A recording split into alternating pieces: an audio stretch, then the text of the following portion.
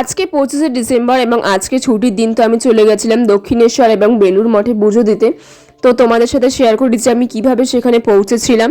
তোমাদের আশেপাশে যে নিয়ার বাই স্টেশন আছে সেখান থেকে কিন্তু দমদমে তোমরা চলে যেতে পারো, এবং আমি কিন্তু ট্রেনে উঠেই পড়েছি এবং ট্রেন কিন্তু একেবারে ফাঁকা ছিল, এবং দক্ষিণেশ্বর যেহেতু একটা স্টেশন তার জন্য আমি এই টিকিটটা একেবারে কেটে নিয়েছিলাম এবং আমি দমদম স্টেশনে এসেই গেছি। আমি আসলে দক্ষিণেশ্বরে যার সাথে যাব সে কিন্তু এখনো এসে পৌঁছায়নি। তোমরা ঠিকই গেস করেছো যে আমি সঞ্জনার কথা বলছি। ও কিন্তু হাসনাবাদ লোকালে দমদমে চলে আসবে, এবং তোমরা যে কোনো স্টেশন থেকে কিন্তু দমদমে চলে আসতে পারো। দমদম থেকে মেট্রো এবং বা যদি তোমরা ট্রেনে করে যেতে চাও তাহলে কিন্তু ডানকুনির লোকাল আছে। তারপরে কিন্তু সঞ্জনা চলেই এসেছিল, এবং তারপরে আমি আর ও ডানকুনির লোকাল ধরে দক্ষিণেশ্বর স্টেশনে নেমেছিলাম, এবং এটা ছিল দক্ষিণেশ্বর স্টেশন। এবং এরা কিন্তু সবাই যাচ্ছে পুজো দিতে। আজকে তো ভীষণ ভিড় হয়ে গিয়েছিল, হঠাৎ করে বুঝতে পারিনি যে এত ভিড় হবে। এবং দেখো এই যে স্কাই ওয়াক আছে সামনে, এখান দিয়ে কিন্তু যেতে হবে আমাদেরকে দক্ষিণেশ্বরের দিকে। স্টেশন যে আছে তার অপোজিট সাইডে স্কাই ওয়াকটা আছে, যেখান থেকে ওই লোকগুলো যাচ্ছিল। এরা অ্যাকচুয়ালি সবাই মিলে পুজো দিতে যাচ্ছিল, এবং আজকে যে এত ভিড় হবে সত্যি আমি বুঝতে পারিনি। এবং এটা ছিল স্কাই ওয়াক। স্কাই ওয়াক দিয়ে হেঁটে হেঁটে তোমরা সামনের দিকে গেলে দেখতে পাবে আর কি অনেক রকম স্টোর আছে, যেখানে বিভিন্ন ধরনের জিনিসপত্র পাওয়া যায়, এবং এখানে কিন্তু পুজোর ডালাও পাওয়া যায়। কিন্তু আমার একটা জিনিসই মনে হলো, যেখানকার যত জিনিসপত্র আছে তার কিন্তু দাম মানে অতিরিক্ত বেশি। তো এখান থেকে না কেনাই ভালো, পুজোর যেখানে মণ্ডপ আছে সেখান থেকে কেনে আমার মনে হয় সব থেকে বেশি ভালো। এবং আমরা দক্ষিণেশ্বর যে মন্দিরে যে টেম্পলটা আছে, তো সেই দিকে যে স্কাই ওয়াকটা আছে সেখানে কিন্তু চলেই গেছিলাম। এবং এখানে যে শুধু পুজোর জিনিসপত্র বিক্রি হচ্ছিল তা না, এখানে কিন্তু বিভিন্ন টাইপসের জিনিসপত্র বিক্রি হচ্ছিল। তো তোমরা চাইলে এখান থেকে কিছু পারচেস করলেও কিন্তু করতে পারো, এবং এখানে কিন্তু সব রকম ভ্যারাইটিস জিনিসপত্র ছিল। তো গাইস আমরা দক্ষিণেশ্বরে চলেই এসেছি, এবং আজকে কিন্তু দক্ষিণেশ্বরে মাথা নষ্ট করা ভিড় ছিল, এবং সামনের থেকে যে আর কি স্টোরগুলো আছে সেখান থেকে আমি একটা 150 টাকা দামে ডালা কিনেছিলাম। তোমরা চাইলে 50 টাকা, 500 টাকা এবং 1000 টাকা পর্যন্ত ডালা কিনতে পারো। 150 টাকার ডালায় কিন্তু আলতা, সিঁদুর, ফুল, মিষ্টি সবই ছিল। এবং এটা আমরা যেখান থেকে ডালা কিনেছিলাম সেখান থেকে আর কি এটা দিয়েছে জুতো রাখার জন্য, এবং এটা একটা টোকেন টাইপসের। এখান থেকে এইটা দেখি জুতো কিন্তু কালেক্ট করতে হবে। এবং সামনে দেখো এখান থেকে কিন্তু কোনো মানে ফোন কিছু অ্যালাউ নেই, তো ওখান থেকে আমাদের চেকিং করে ঢোকাচ্ছিল। এবং এটা ছিল যেখান থেকে আর কি আমাদের ফোনটাকে রাখতে হবে এবং ব্যাগগুলোকেও রাখতে হবে। তো দেখিয়ে দিই কিসে কি প্রাইস ট্রাইস আছে। মোবাইল রাখলে কিন্তু 3 টাকা তোমাদের এক্সট্রা দিতে হবে, এবং ব্যাগ রাখলে কিন্তু 10 টাকা করে দিতে হবে। ক্যামেরা সব কিছুর জন্য আলাদা আলাদা প্রাইস আছে। যে দোকান থেকে আমরা আর কি ডালা কিনেছিলাম, তো সেই দোকান থেকেই আমরা মিষ্টি কিনে নিয়ে গেলাম বাড়ির জন্য, যে যার বাড়ির জন্য মিষ্টি নিয়ে গেলাম। এবং দেখো দোকানদারটা আর কি নকশা করছে আমাদের সাথে, এবং নকশা করুক আর যাই করুক আমাদের কিন্তু এরকম একটা করে মিষ্টি ফ্রি দিয়েছিল, যেটা সত্যি কথা বলতে তারা অনেক লাভ করার পরে এরকম একটা মিষ্টি ফ্রি দিল।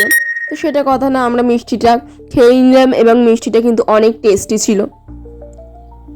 তোমরাও যদি আমাদের মতো বাড়িতে প্রসাদ নিয়ে যেতে চাও তাহলে এর সামনেই কিন্তু অনেক রকম এরকম স্টল রয়েছে, যেখানে ডালা, প্রসাদ 2 রকমই তোমরা পেয়ে যাবে।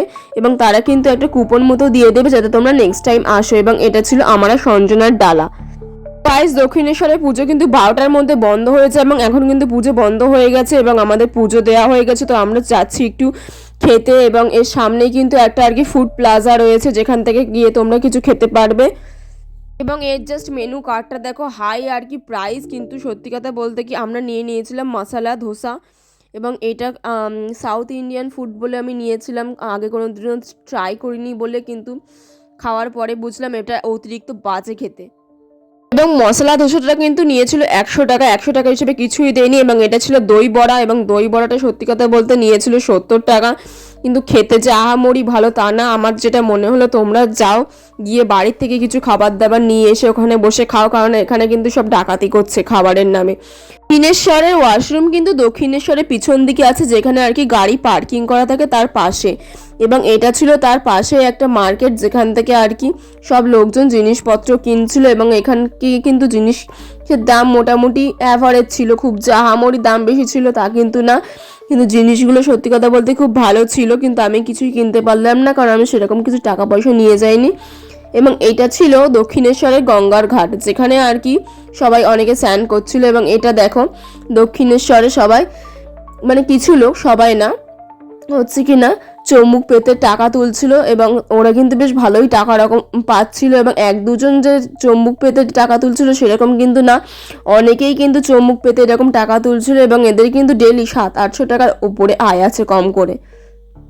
দেখো দক্ষিণেশ্বরের মন্দিরের ভিতরে কিন্তু ক্যামেরা অ্যালাউ নেই এবং হাই সিকিউরিটি আছে যাতে তুমি কিছু না নিয়ে যেতে পারো, কিন্তু দক্ষিণেশ্বরের বাইরে কিন্তু তোমরা ইচ্ছা মতো ভিডিও করতে পারো এবং তোমাদের ইচ্ছা হলেই তোমরা কিন্তু সেখানে ভিডিও করতে পারো।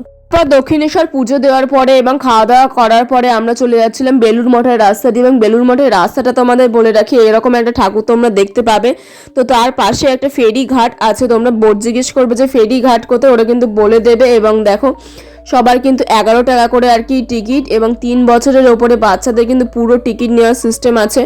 এবং তোমরা যদি টিকিট না কেটে এমনি ফেরিঘাটে চলে যাও কিন্তু ধরতে পারলে কিন্তু অনেক টাকা ফাইন আছে, ঠিক আছে। এবং এটা ছিল গঙ্গা নদীর ওপরে যে ব্রিজটা সেটা, এবং এখানে দেখো একটা ফেরিতে কতজন আর কি লোকজন চাপিয়েছে, মানে মানে অনেক লোকজন চাপিয়েছে ফেরিঘাটটা, মানে ফেরিটা উল্টে না যায়।